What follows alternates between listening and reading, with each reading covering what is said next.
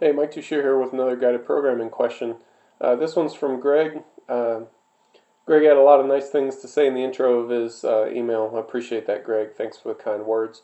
But more to the point, Greg's question here says that he was discussing training with one of UK's top lifters, and he was asking about RPE. What is this lifter's RPE throughout most of their training? He said, here's the interesting bit. He said for the bulk of his training, he has 2 to 3 reps in the tank, which for us would be an 8 RPE, generally an 8 RPE. Um, he said, I found this most interesting. My question is, much of our training is up to RPE 9 for at least one set. I'm exceptionally tired and a back injury keeps recurring after almost every session. Would higher volume, lower RPEs help? Good question.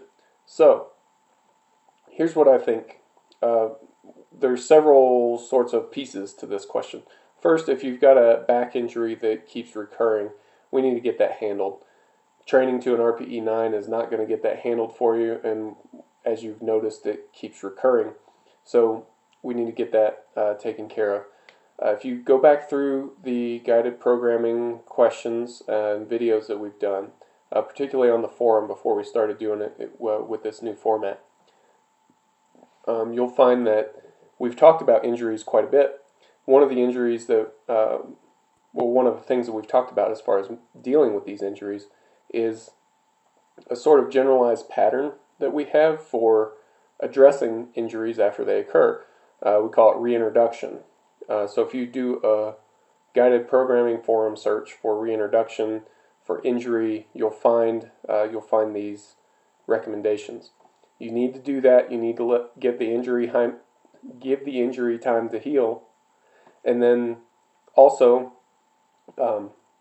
this reintroduction process will help improve your resiliency and make you more resistant to those injuries next time around.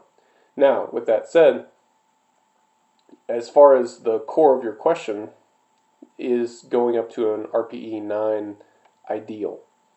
It depends. And I think the right answer is almost always it depends. So in this case, what does it depend on? You need some high RPE work. I think it's really important to your development as a lifter, especially in the intermediate stages. So doing some work at RPE 9, and as you mentioned, it's only really one set, maybe 2 sets per slot per session. It's not a ton of RPE 9 work, but it's an appreciable amount. That's going to help an intermediate lifter develop their ability to grind out weights. It's going to help them be more accurate with their RPE. It's going to help them understand more how their body's responding to the training. It's going to get them progress without the need for just punishing them with volume, and it leaves us somewhere to go in the future.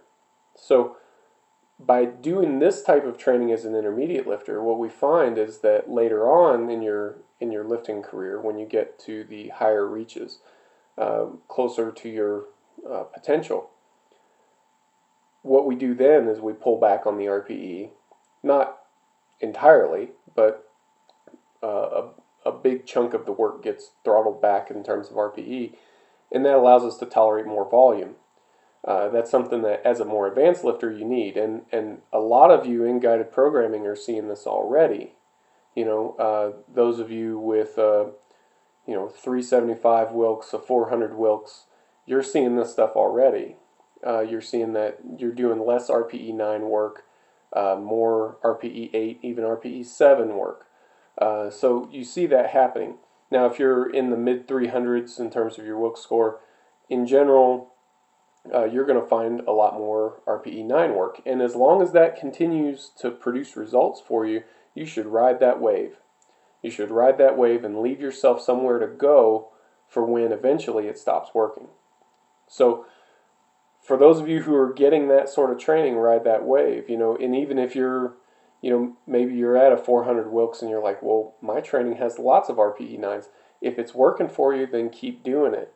If you're gaining an acceptable amount at the end of each training cycle, then keep going. Now it's when those gains start to taper off, we start looking for, okay, what's the next step?